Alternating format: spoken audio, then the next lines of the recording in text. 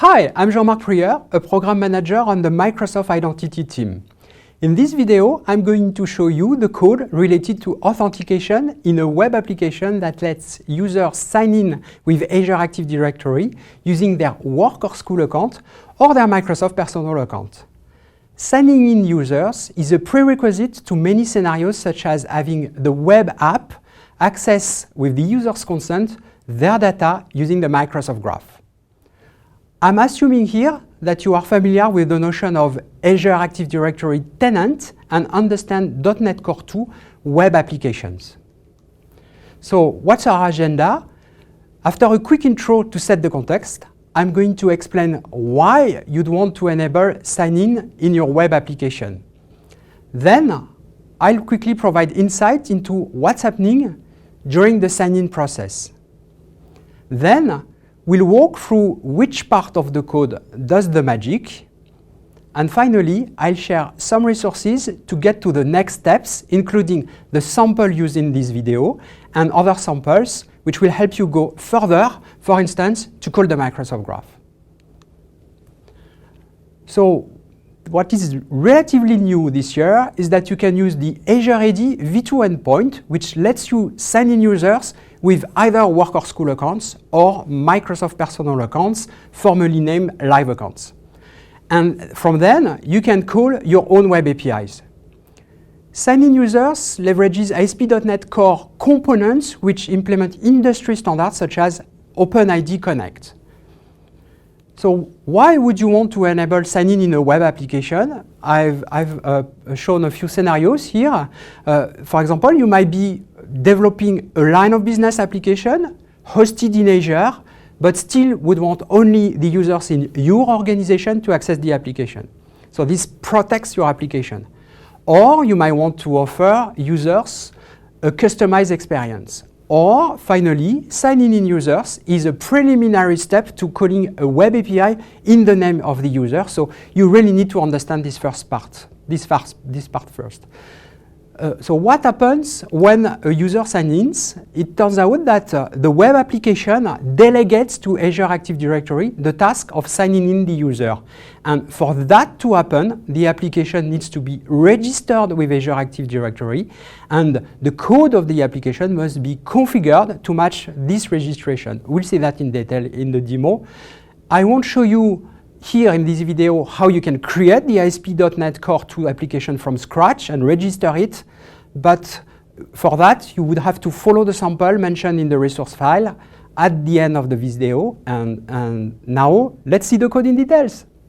Here I'm in Visual Studio. I've opened the code for the application and I'm going to run it to show what happens, the sign-in. So that's pretty obvious. Everybody has seen that, but I think I will show you, attract your attention to a few points. By the way, what you saw just behind was the configuration of the application. We'll come back to that.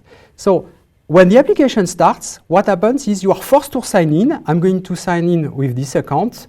That's done, and if I put that full page, you have seen a dance with Azure Active Directory, and I see hello and my identity, so I'm recognized.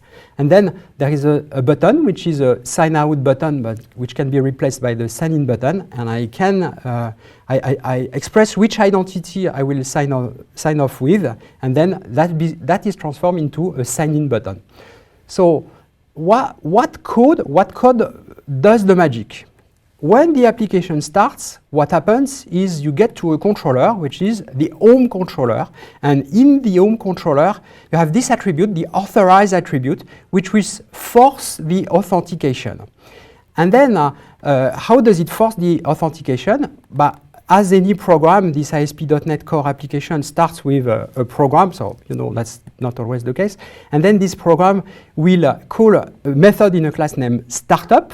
And this startup class has two interesting sections. One, which is the fact of enabling authentication, use authentication.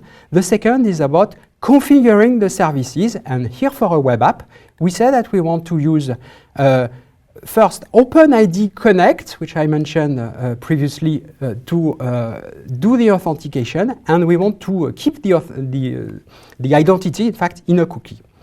And this is configured. I mentioned the fact that we were configuring things. This is configured. This line tells us that the configuration is in a section of a config file named Azure AD, and that will populate some options, and the options are really here, Azure AD options. So what is this, and what is this config file? So to understand that a bit better, I'm going to split my screen between two parts. One which shows the IDE, and the second which shows the configuration for the web application. And this configuration shows you that the application has an application ID, and the application ID is exactly that what you have here. That's this, the same UID.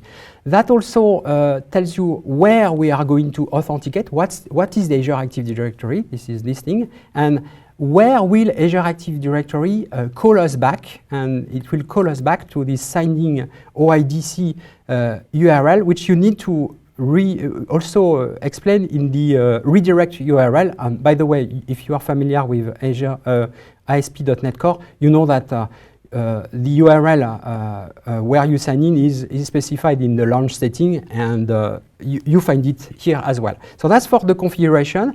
And let's go back to what happened in this class where, and I will be full screen again, where we read these options from the configuration file, and then we configure things. So we configure the client ID for this application, for this web application. The authority is what we will accept tokens from, and when you do the ASP.NET Core application, you would have a specific tenant, which I haven't filled here because I'm accepting actually identities from any tenant, any work school or Microsoft personal accounts, hence this common v2 thing. And to do that, by the way, I won't let the framework validate. I will say, okay, I'm happy with any of those coming. Of course, you could enforce some validation here. So the last thing I would like to show you is the UI. Where do these buttons come from? So these buttons come from the shared folder. In the layout, which is including in every page, you include, ASP.NET includes a login partial, and login partial is this. And what this tells us is that depending on whether the user is authenticated or not, we will show. So if the user is or she authenticated, we'll show a sign out button so that the user can sign out, and otherwise we'll show a sign in button. And if the user is authenticated, we'll show also the name, the email address in that case, and the email address is extracted from the identity. And in terms of identity, we mentioned this notion of claims, which are evidence about the user as provided by the STS, by the security, let's say Azure Active Directory. And in that case, we extract the preferred username by casting to a claims identity and then extracting this value. That code had to be changed also for V2 compared to what you would have generated for a V1 application, because ASP.NET Core 2.0 provide a solution for V1 application.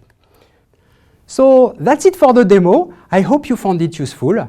We've explored the most important part of the code related to authentication in an Azure AD V2 web application. The slide behind me recaps the files added to enable authentication in a web app and the ones which are changed. See the colors. To conclude, here are some resources you can follow to find more information. I encourage you to go through the sample yourself and learn how to recreate it.